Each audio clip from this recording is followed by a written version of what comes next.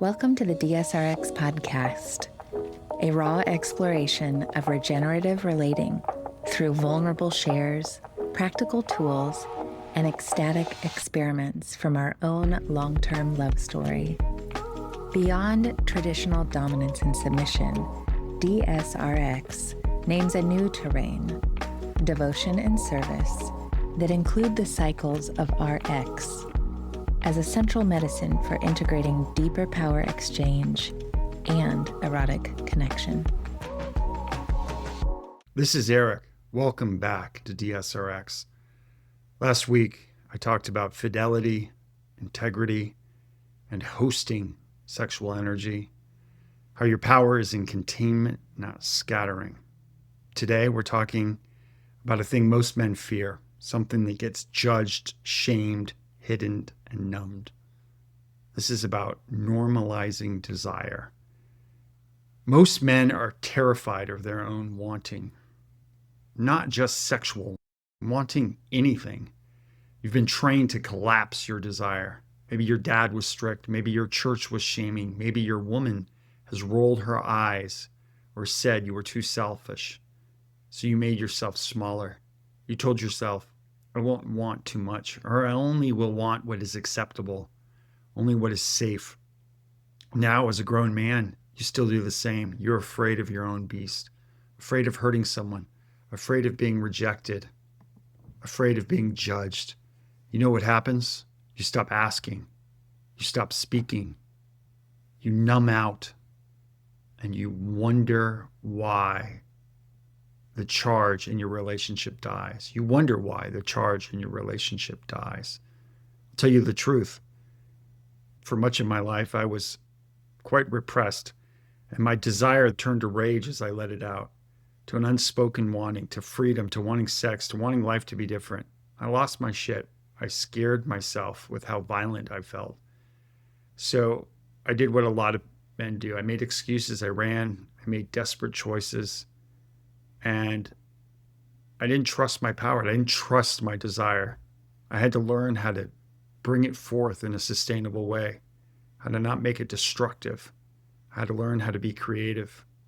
I had to learn that desire itself is not dangerous. What's dangerous is when you hide it.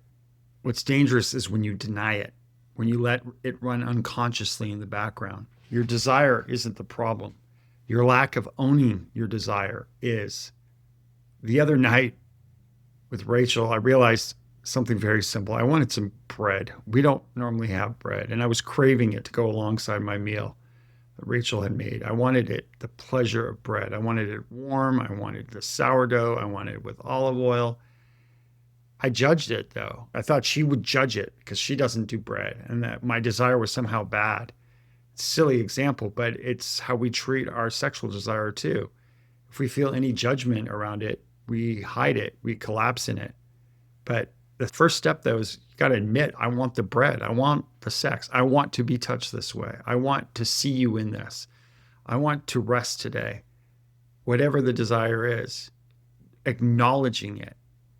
That's the step one. And why this matters is when you collapse your desire, you're not just silencing yourself. Now you're silencing also the wounded parts of you, the little boy in you, the little boy who was told not to touch himself, the little boy who was shamed for being hungry, loud, rowdy, horny, or needy.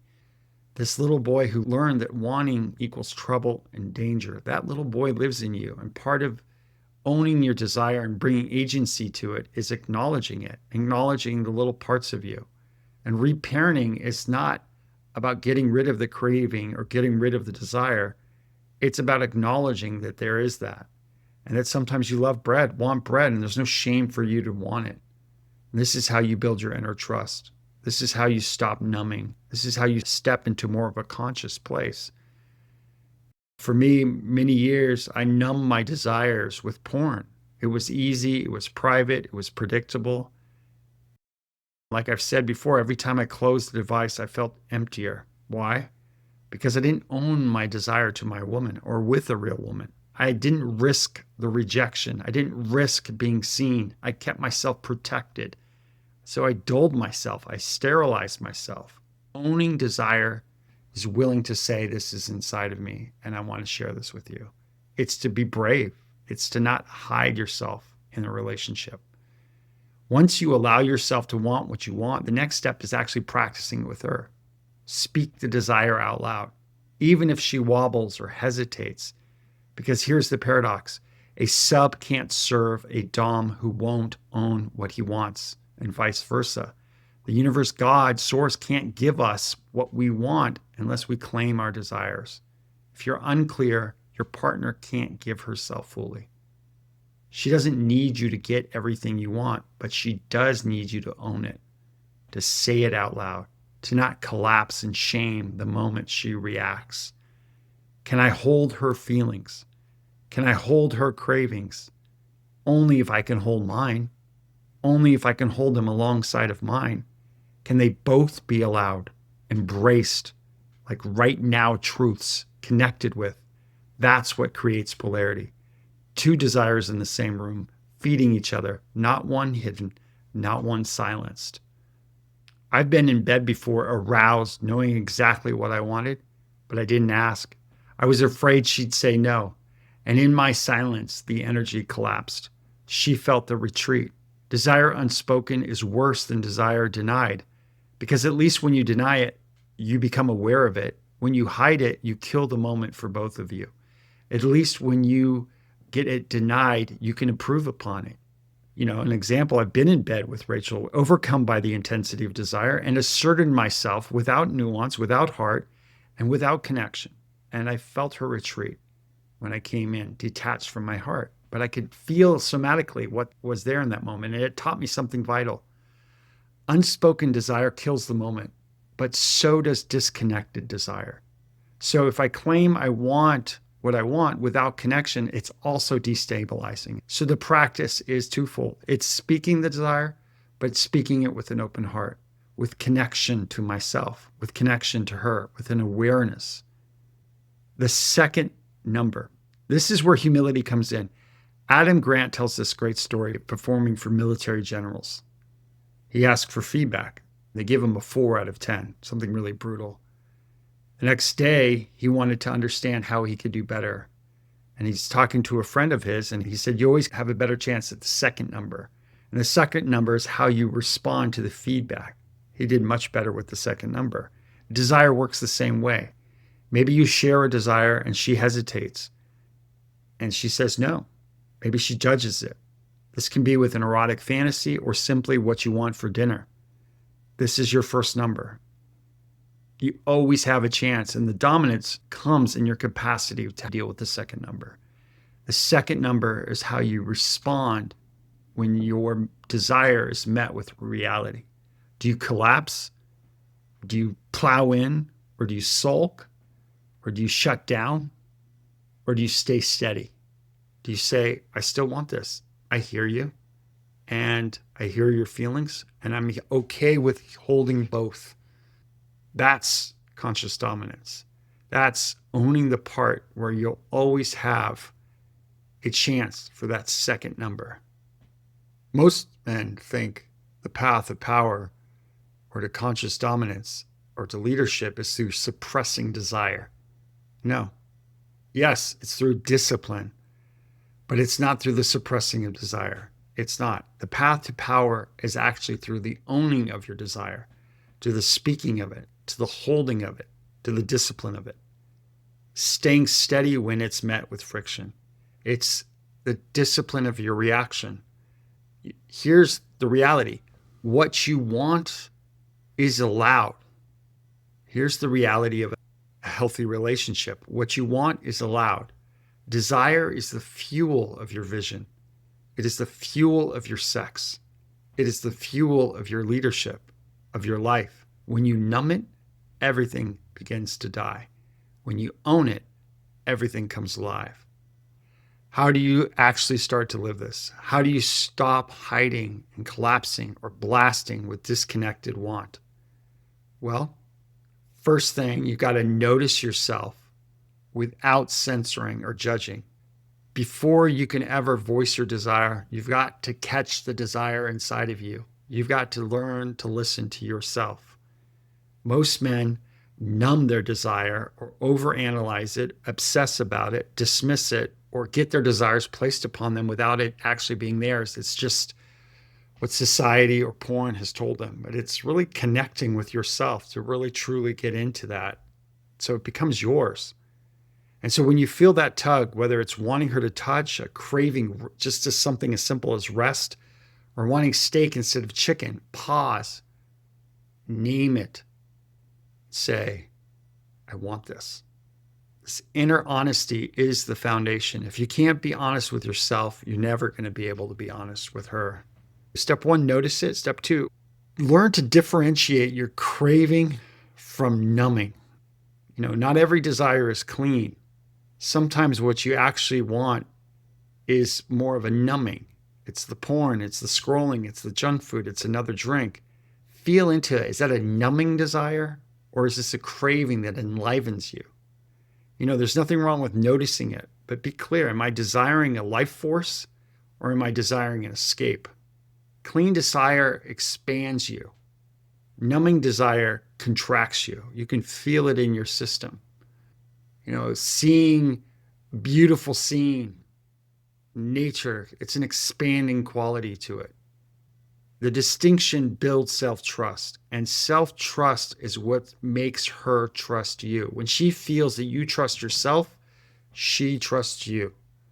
So, step 3, practice small asks. Don't start with your deepest kink or your wildest fantasy. Start with little things. I'd like a kiss right here, right now. Let's order this dish I'm craving. Small, concrete things. Be specific. Strengthen the muscle of voicing what you want.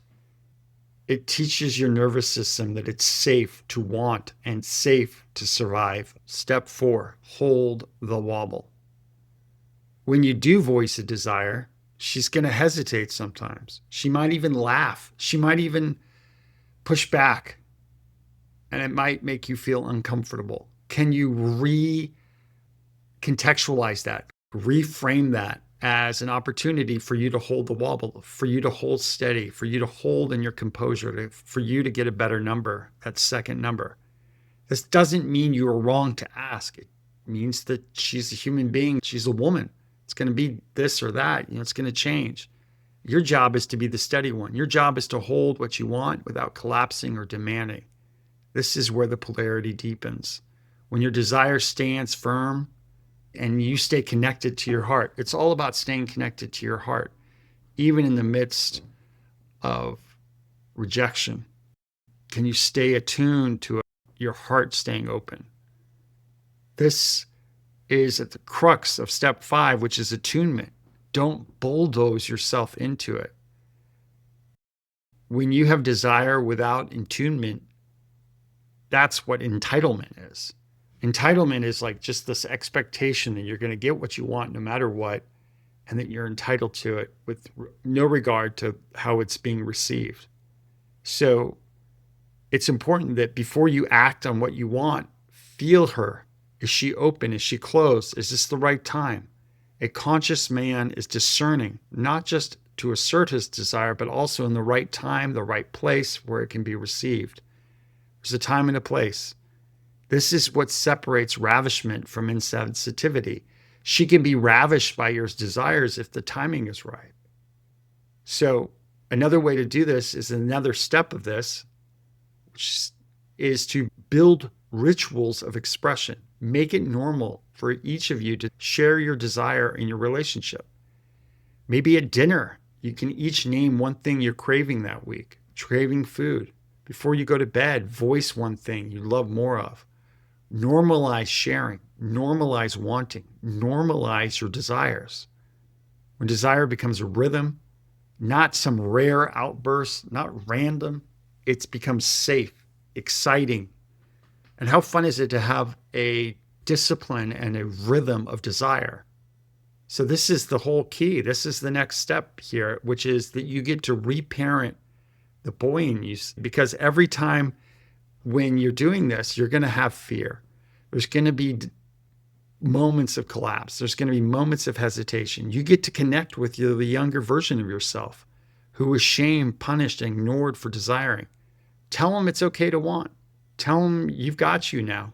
There's no better way to connect with your little boy into the inner parenting that stabilizes and helps to make you less reactive than to step into your desire, to step into the parts of you that weren't allowed to be, and to do it with consciousness and conscientiousness. The one who can hold the big desire without fear of being too much is really that person that can hold the woman. When she becomes bigger, that's what you want her to be. This is the practice. It's not about shouting what you want. It's not about shaming yourself into it. It's not about shoving it forward. It's about nuance. It's about timing, but it's about owning. It's about owning yourself in this. It's about being steady, connected with yourself, courageous with yourself, and clear with yourself, and then with her. Stop living in this shame. Stop numbing yourself. Become attuned to yourself. Stop collapsing. And the way to do this is to admit it, allow it, and bring it forward. You get to be reparenting of this little guy inside of you when you do this. And at this core of all this is your relationship with you. You're not looking to her to give you permission. Most women who are surrendered will do whatever you want if you're clear about it. So speak it loud, connect to your heart. Hold the second number, because when you own that desire and practice that with the humility and power, she relaxes into your assurance, into your certainty. And that's when she surrenders and trusts you in your certainty, and that's where the polarity lives. If this lands with you, stay with us. Follow us at DSRX_studio on Instagram. This is where we share free resources that help you to practice conscious dominance in your own life. Thank you for listening. And until next week, this is Eric. Appreciate everyone for listening.